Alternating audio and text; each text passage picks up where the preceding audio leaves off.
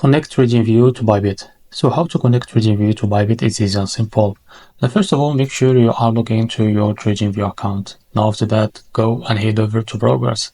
Now click on the compare brokers, as you can see like that. Now after that, select the crypto from here. Now scroll down to find Bybit and click on open account. Now after you click on open account, as you can see, just go back, click on learn more, and now after that, as you can see, click on trade. And now after this window is open, as you can see, now it will show up automatically. If they don't show it up to you, just search it from here.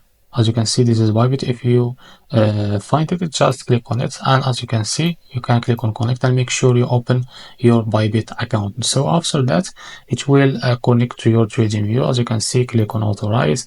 Now you will enter your email and password to be able to connect your Bybit to TradingView. So this is how to connect TradingView to Bybit. If you found this video helpful, please like and subscribe. See you in the next video.